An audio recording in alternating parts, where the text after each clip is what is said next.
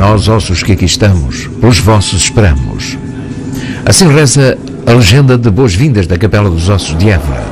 O templo foi construído pelos jesuítas no século XVI com recurso a mais de 5.000 restos mortais. Uma reflexão sobre a origem da nossa espécie e para onde se dirige.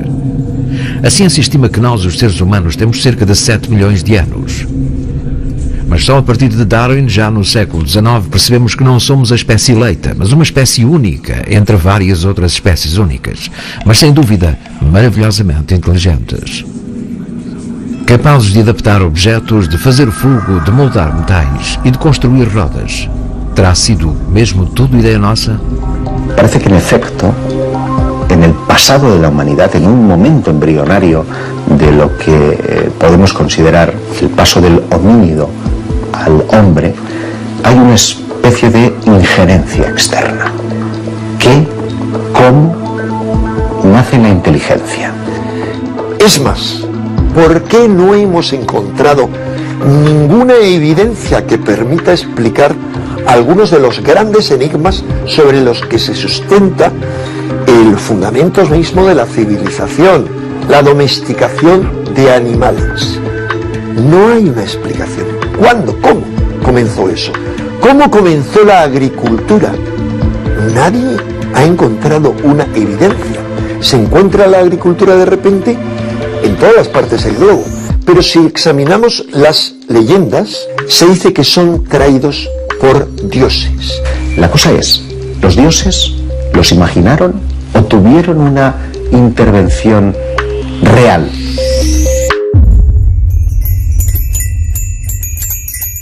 Continuamos sem saber muito bem de onde vimos. Não estamos de acordo sobre para onde vamos. Não sabemos porque somos tão diferentes de todas as espécies que povoam o nosso planeta e se deambulamos ou não sozinhos pelo cosmos. En momentos muy concretos de la humanidad ha habido esas inteligencias no humanas que se han intervenido de forma activa en ese devenir. El mero hecho de que haya un eslabón perdido. Sí, la ciencia nos habla de un eslabón perdido, pero es inidentificable, no se sabe qué es. Es un salto cuantitativo, cualitativo que se produce en un ser que no deja de ser lo más parecido a un simio, que de golpe y porrazo se convierte en un ser absolutamente inteligente. ¿Qué proceso se produce en ese instante o quién maneja los hilos para que eso se lleve a efecto? ¿Por qué no pensar que esos dioses instructores del pasado, que esos posibles extraterrestres de una forma u otra hicieron algún tipo de tejemaneje para que finalmente nosotros seamos lo que somos, posiblemente un experimento? Son dioses ligados a las estrellas que traen al hombre ese tipo de conocimientos y es más, que según toda otra serie de textos le traen la tecnología y todos los rudimentos de la civilización. Todos ellos dan el mismo mensaje. Ellos fueron nuestros creadores o intervinieron en nuestra evolución para ser lo que somos. Y además hay un segundo mensaje. En todas ellas volveremos.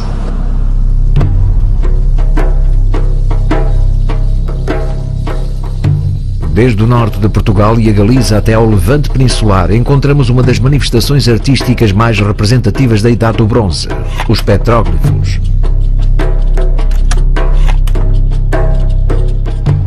Existe a possibilidade que o homem da Idade do Bronze conhecesse o universo que nos rodeia milhares de anos antes de conhecer o telescópio?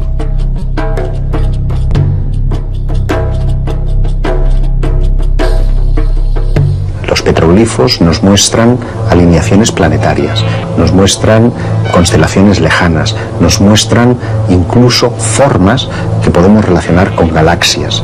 Y con una antigüedad que en algún caso se remonta hasta casi los 100.000 años. O sea, ¿quién era capaz hace 100.000 años de conocer ciertas constelaciones y tallarlas, inscribirlas? Estaban viendo en el firmamento fenómenos extraños y nos lo dejaron representados en su piel. Parecen estar dándonos una visión cósmica de una humanidad que no tenía tales conocimientos. Estamos en la noche de los tiempos. Todas as religiões antigas falam de uma série de divindades procedentes dos céus que nos teriam acompanhado ao longo da história. Foram eles os nossos instrutores? Los petroglifos, igual que las pinturas rupestres, nos remiten a un tipo de información privilegiada porque aquellos que lo hacían tenían que tener un tipo de conocimiento muy específico para realizar luego ese tipo de grabados. Si el telescopio no se inventa hasta la Edad Media, ¿cómo pudieron tener conocimiento de esos acontecimientos?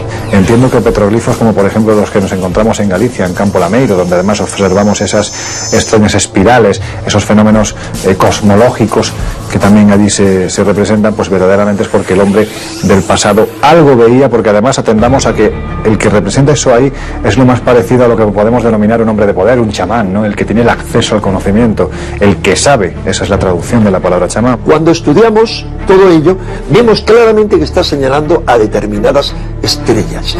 Si no se trata de un fenómeno natural, ¿de qué podemos estar hablando? Lo que encontramos representado en la prehistoria posiblemente trataba de atraer hacia sí aquellos seres que les instruyeron además en algunos de sus conocimientos. A mi juicio estaríamos ante una evidencia de que hemos recibido visitas desde la más remota antigüedad. Resulta que todo el planeta está lleno de megalitos, es decir, menides, que son esas piedras iniestas de forma fálica, de dólmenes, que son dos piedras con otra encima, de Cromlech, que ya son como torretas con varias piedras iniestas y otra encima. ¿Cómo puede uno explicar que hace quizá 7.000 años, 10.000, 12.000 años, en todo el planeta surgiera la misma costumbre? Esto no podía ser casual, pero lo interesante es cuando los astrónomos entran en juego y te dicen que además muchos de estos monumentos tenían una orientación astronómica precisa. No hay explicación posible, salvo que pensemos en que hubo en una antigüedad más remota una civilización planetaria, es decir, salvo que pensemos que ese conocimiento les ha venido de algún sitio. El hecho de que 7.000 años después de que fueran erigidos esos menires y lo podamos admirar hoy, lo único que refleja es la necesidad del hombre antiguo de que su obra perdurara en el tiempo. Tal vez porque el mensaje no era para su época, sino para una época posterior, para nuestros tiempos. Estamos en un momento en el que la fenomenología ovni vuelve de nuevo a reactivarse en todo el mundo. ¿Y si lo que nos legaron nuestros antepasados tenía que ser interpretado en una clave moderna?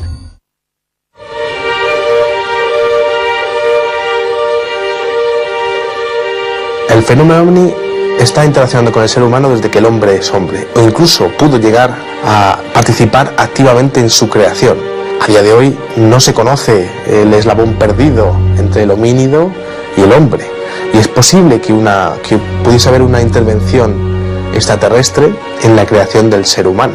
¿Cómo nació la vida? Todavía no está claro, los biólogos, los microbiólogos todavía no tienen demasiado claro cómo se generó la vida en la Tierra, que viene a decir que bueno, la vida se creó a partir de elementos inertes de forma aparentemente casual. El propio descubridor de la estructura del ADN, Francis Crick, fueron James Watson y Francis Crick, dos científicos, ambos siempre se mostraron muy sorprendidos por la complejidad de nuestro ADN, y el propio Francis Crick, Premio Nobel de Química por el descubrimiento de la estructura del ADN, el padre de la moderna genética, uno de los grandes hallazgos de la historia de la humanidad. Su teoría es bien clara: la vida solo pudo venir a bordo de una nave extraterrestre. Eso lo dice Francis Crick, el descubridor de la estructura del ADN. Él ha dicho que la única explicación para que el ADN, que no hay duda que ha llegado del espacio, hubiera llegado intacto, hubiera sido a bordo de una sonda extraterrestre que lo hubiera depositado aquí tras haberse generado la vida, según él, de una forma de evolución darwinista en cualquier otro planeta. Hay otros astrofísicos de gran nivel, me estoy acordando por ejemplo de Michael Behe, por ejemplo, un microbiólogo muy reconocido. Hay una serie de elementos microscópicos que son máquinas genéticas, es decir, que son máquinas con su motor, con su rotor, con sus anillos rotatorios. Desde el punto de vista de Michael Behe y otros muchos microbiólogos, son máquinas ensambladas por algún tipo de inteligencia. Desde su punto de vista no se han podido ensamblar por sí solas porque cada una de sus partes no tiene una función predeterminada, por lo tanto no han podido evolucionar según la teoría de la selección natural. La única posibilidad es que exista algún tipo de inteligencia que en un pasado remoto haya ensamblado lo que ellos llaman máquinas moleculares. Bueno, yo me pregunto, quizás sí hemos localizado esa inteligencia, o esa inteligencia está interactuando con nosotros de algún modo, ¿no? Y si el fenómeno OVNI tiene mucho que ver con esa inteligencia que ha sido la responsable de crear la vida en la Tierra, es una pregunta. Objeto voador não identificado. É isso que chamamos a esses artefactos inexplicáveis que cruzam os céus. Muitas testemunhas não só afirmam tê-los tido perto, como asseguram ter visto o que seriam os seus tripulantes.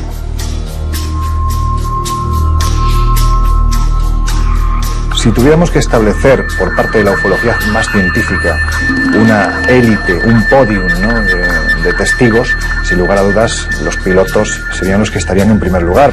No estamos hablando de 10 ni de 100, estamos hablando de miles de testimonios de los que esos pilotos, que son quienes más saben de lo que hay en el aire, referencian haberse enfrentado a algo extraño, algo que para ellos, desde su modesto conocimiento, que por supuesto que es mucho, no tenía explicación.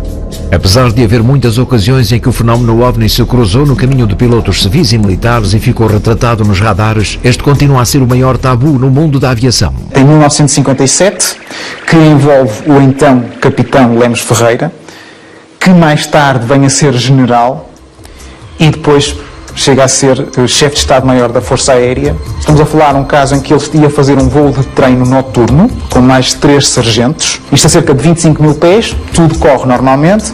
De repente surge um ponto de luz amarelo à frente, que eles não conseguem bem estimar a distância nem a dimensão do objeto.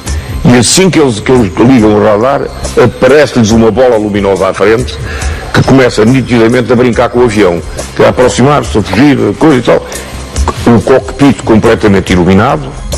Entretanto, passado um tempo, o objeto mudou de dimensão, passou de uma esfera pequena amarela para uma esfera maior, alaranjada, e um tempo mais tarde passou a ser uma espécie de um dedo curvado, assim, uma salsicha, com uma cor, tipo ferro fundido. Os pilotos estavam todos atónitos. O que é que se passa aqui? O que é isto? De dentro daquela espécie de dedo curvado saem mais 4 esferas que começam a circundar o objeto. A certa altura, todo aquele conjunto de repente parece que mergulha e lança-se contra os aviões. A Força Aérea emite um comunicado atestando a credibilidade e a unidade dos pilotos, uma vez que são pilotos com muitas horas de voo. Os movimentos desses supostos, como é que eu dizer, não identificados, como é que chama, UFOs, são movimentos que não correspondem de maneira nenhuma a qualquer instrumento de voo que a gente conheça. Em Casar de Cáceres, na Extremadura, encontramos-nos com uma dessas peças tão incómodas para a arqueologia. Tradicionalmente, as estelas funerárias tendem a descrever os factos, vida e personalidade do falecido que retratam. Mas esta estela do século II, conhecida como o astronauta de Alcázar, é quem quereria descrever. Es una figura inquietante porque no tiene explicación alguna, una cabeza abombada, unos ojos achinados, orientales, sonrientes, con unas botas gruesas, muy llamativas, muy parecidas a las de los cosmonautas, con una especie de escafandra, cuello largo, los hombros levantados, alzados, y la leyenda que aparece en el cuerpo es totalmente indescifrable. Apesar de serem caracteres latinos, o texto não pôde ser traduzido. Só a palavra Lúcia na terceira linha parece fazer sentido, mas curiosamente deveria estar a referir-se a Lug, deus celtibero da luz. Há um caso com na altura Tenente Júlio Guerra, a cerca de 6 mil pés, está a voar num Chipmunk e parece-lhe ver uma coisa brilhante, como se fosse o reflexo da luz do sol no cockpit de um avião. O objeto ascende à altura dele e fica, portanto, mesmo aqui em frente ao avião dele. Enfim, fica perplexo e diz para a torre que está ali na presença de um objeto qualquer que não conhece, que parece uma espécie de uma bolha de mercúrio. Enfim, não tem asas, não tem sistema de propulsão aparente e que não percebe como é que conseguiu fazer uma ascensão, quer dizer, de muito rente ao chão para 6 mil pés num espaço de segundos. E a bola terá, enfim, sem se ter desviado, vai ao encontro dele, faz uma travagem aerodinâmica e passa por cima do avião dele e vai-se embora. Júlio Guerra, de facto, fala numa esfera tipo Mercúrio, prateada da parte, portanto tinha duas calotes, prateada de cima, da parte de cima, e em baixo seria avermelhada, y que tenía un ecuador con varias luzinhas a pescar. Hay casos más espectaculares, ¿no? El caso protagonizado por Juan Ignacio Lorenzo Torres en los años 60, un piloto de Iberia que se encuentra frente a un objeto que se posiciona a escasos metros de la carlinga del avión y con el que llega a entablar algún tipo de comunicación. Me dijo el segundo, lo tengo a la vista, ya está ahí, está ahí.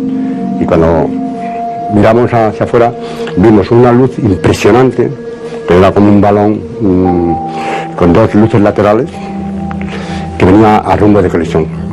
Yo siempre lo cuento, pasamos miedo físico, y de repente a 10 metros se nos paró, a 10 metros, invirtió la velocidad, se la hizo ya marcha atrás. O avião de passageiros que Juan Inácio pilotava passou mais de 10 minutos à frente daquele objeto. Depois de tentar comunicar por rádio em vários idiomas e de não ter obtido resposta, parece que o piloto e o tripulante se põem de acordo e chegam a estabelecer diálogo. Fue cuando yo establecí un código muy sencillo, entonces encendí las luces de mi avión, las enciendo y los apago. Esto significa sí. Ahora lo voy a hacer 2 veces. Los apago, los enciendo 2 veces y significa no. Juan Inácio descreve aquele objeto como um olho coberto de veias acinzentadas com 2 luzes laterais mais pequenas. Estas mudam de cor e de tamanho, respondendo ao código previamente estabelecido. Es que aquello parece que quería mostrarse ante ellos e incluso jugaba con ellos, y es más, quería hacer una demostración de fuerza, ¿no? Diciendo, bueno, mi tecnología está muy por delante de la tuya y puedo hacer contigo absolutamente lo que quiero. Se não são humanos, quem tripula estes artefactos? Vêm realmente de outros planetas? No se comprende sino por qué esa obsesión excesiva de los antiguos por las estrellas. Ahora hace falta abrir las mentes. São estas representações as mesmas às que hoje chamamos OVNI? Se assim for, os nossos antepassados não só observavam os mesmos fenómenos aéreos que descreve a ufologia atual, como também teriam imortalizado os tripulantes nas suas pinturas. No solo aparecen este tipo de figuras ovaladas, sino que también aparecen seres, figuras antropomorfas, donde le salen rayos de la cabeza, o donde tienen una fisonomía bastante extraña, o parece que tienen gafas o una escafandra. Lo que nos parecen cascos, o incluso lo que podríamos identificar con platillos volantes. Circunstancias que no deberían de estar ahí, porque no tienen explicación. Porque estás viendo no solo representación de seres que no se corresponden para nada con los clanes tribales que habitaban en aquel entonces, que aparentemente son sus dioses, que aparentemente someten a los pueblos, que aparentemente los maltratan, incluso se realizan sacrificios para, en fin, saciar la sed de sangre de estos dioses que siempre vienen de las estrellas. Esto es lo que nos dicen los mitos. Del mismo modo que pintaban un bisonte porque querían cazar un bisonte, a lo mejor estaban pintando lo que nos parece un platillo volante para atraer a sus dioses. Parece ser que el hombre ya veía algo y lo quería imitar. Pues es posible que nos encontremos ante esta posibilidad. Algo ocurrió hace 40.000 años que está muy relacionado con un despertar espiritual, que está muy relacionado con un despertar evolutivo. Si atendemos a lo que ahí hay representado, que nada o casi nada tiene que ver con lo humano, más bien con lo divino de aquel tiempo, la pregunta es lógica, ¿no? ¿Qué es lo que vio el hombre de ese tiempo para representarlo con tanto detalle? Pues es algo que hoy en día la ciencia y la historia es incapaz de explicarnos. Pero ahí está. São cada vez mais os investigadores do fenómeno OVNI que vêem indícios de uma presença extraterrestre que teria acompanhado o ser humano desde o seu nascimento como espécie. Ganham cada vez mais força as teorias que falam de uma espécie de divindades extraterrestres que não só nos visitam hoje em dia, mas que nos teriam tutelado, instruído ou mesmo criado há milhares de anos. Si hay registros arqueológicos que nos muestran fenómenos desconocidos, con formas antropomorfas, con objetos que parecen representar lo que hoy llamaríamos platillos volantes, y los primeros vuelos de la humanidad son a principios del siglo XX, ¿quién volaba entonces? Que es la actividad de los antiguos astronautas, de gente que pudo llegar a este planeta y que instruyó a nuestros antepasados, sobre todo en ciertas zonas geográficas, sobre determinadas claves o determinados conocimientos para que dieran ese salto evolutivo y tuvieran la capacidad de hacer construcciones increíbles o sencillamente de tener una cosmovisión totalmente distinta. En el pasado se les llamaba dioses maestros, era gente que venía siempre de arriba, de los cielos, a los que se quería y se temía a partes iguales. Si atendemos a lo que nos encontramos en ese pasado a nivel constructivo, arquitectónico, de conocimiento astronómico, pues da la sensación de que esa gente no venía con ello aprendido, sino que alguien les instruyó. En mi opinión, empiezan a visitarnos desde que el hombre es hombre. De eventuais contactos que o Homo sapiens sapiens, ou se calhar ainda não sapiens sapiens, teve com eventuais inteligências que por aqui passaram, son cuestiones que ficam en aberto. Durante toda la historia de la humanidad no han dejado de repetirse avistamientos ovni que la sociedad ha ido identificando de una u otra manera dependiendo de su cultura. En muchas escrituras antiguas aparecen encuentros con supuestas deidades. El gran enigma de si estamos solos o no ya se había resuelto, y es, sin ninguna duda, la presencia continua de una inteligencia ajena a la Tierra que no deja de tener contactos esporádicos o públicos con diferentes sociedades, quizá para ir viendo la posibilidad de tener un contacto masivo algún día. Em 1997 nasce a Dolly.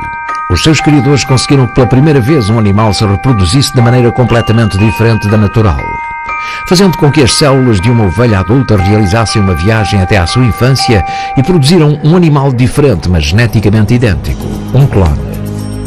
O objeto desta experiência era alcançar uma melhoria na indústria pecuária, mas o que todos vimos na Dolly, a ovelha mais famosa da história, foi a concretização daquilo que tinha sido anunciado pela ficção científica.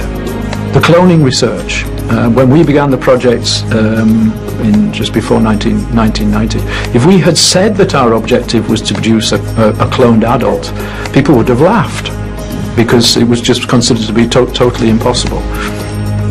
A eletricidade, as viagens submarinas, o raio laser ou as naves espaciais eram até há pouco tempo criações impossíveis de ficção científica. Porém, o ser humano tem a maravilhosa capacidade de tornar realidade tudo aquilo que intui que o possa ser. E são cada vez mais os que intuem que a prova definitiva de que há vida inteligente fora do nosso planeta não tardará em chegar. Somos muito diferentes, demasiado diferentes do resto das espécies que povoam o nosso planeta. Pode ter sido essa a causa de que alguém vindo de outro lugar se fixasse em nós? A arqueologia deslumbra-nos com novas e cada vez mais intrigantes descobertas. Quando descobrimos o telescópio, quem nos ensinou a fazer fogo? Aquilo que o homem pintou nas suas cavernas é o mesmo com que os pilotos afirmam ter-se deparado nos nossos dias? Existe a possibilidade de que alguém ou algo nos esteja a visitar, ou eles já cá estavam?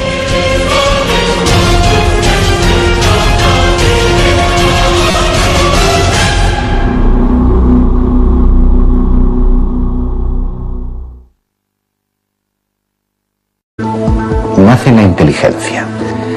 Es más, ¿por qué no hemos encontrado ninguna evidencia que permita explicar algunos de los grandes enigmas sobre los que se sustenta el fundamento mismo de la civilización, la domesticación de animales? No hay una explicación. ¿Cuándo? ¿Cómo comenzó eso? ¿Cómo comenzó la agricultura? Nadie ha encontrado una evidencia. Se encuentra la agricultura de repente en todas las partes del globo, pero si examinamos las leyendas, se dice que son traídos por dioses. La cosa es, ¿los dioses los imaginaron ou tuvieron? Da nossa espécie para onde se dirige. A ciência estima que nós, os seres humanos, temos cerca de 7 milhões de anos. Mas só a partir de Darwin, já no século XIX, percebemos que não somos a espécie eleita, mas uma espécie única entre várias outras espécies únicas, mas sem dúvida maravilhosamente inteligentes. Capazes de adaptar objetos, de fazer fogo, de moldar metais e de construir rodas. ¿Terá sido mesmo tudo ideia nossa?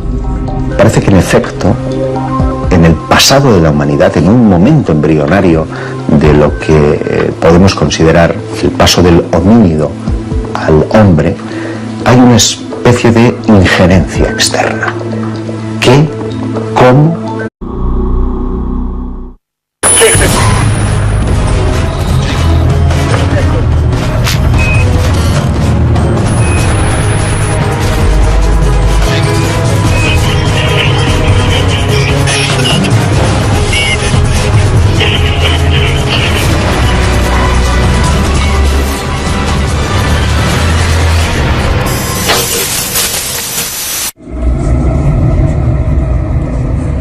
nós ossos que aqui estamos, pelos vossos esperamos. Assim reza a legenda de boas-vindas da Capela dos Ossos de Évora. O templo foi construído pelos jesuítas no século XVI com recurso a mais de 5.000 restos mortais. Uma reflexão sobre a origem. Inteligente. ¿Qué proceso se produce en ese instante o quién maneja los hilos para que eso se lleve a efecto? ¿Por qué no pensar que esos dioses instructores del pasado, que esos posibles extraterrestres de una forma u otra hicieron algún tipo de tejemaneje para que finalmente nosotros seamos lo que somos, posiblemente un experimento? Son dioses ligados a las estrellas que traen al hombre ese tipo de conocimientos, y es más, que según toda otra serie de textos le traen la tecnología y todos los rudimentos de la civilización. Todos ellos dan el mismo mensaje. Ellos fueron nuestros creadores o intervinieron en nuestra evolución para ser lo que somos. Y además hay un segundo mensaje. En todas ellas volveremos. Vieron una intervención real.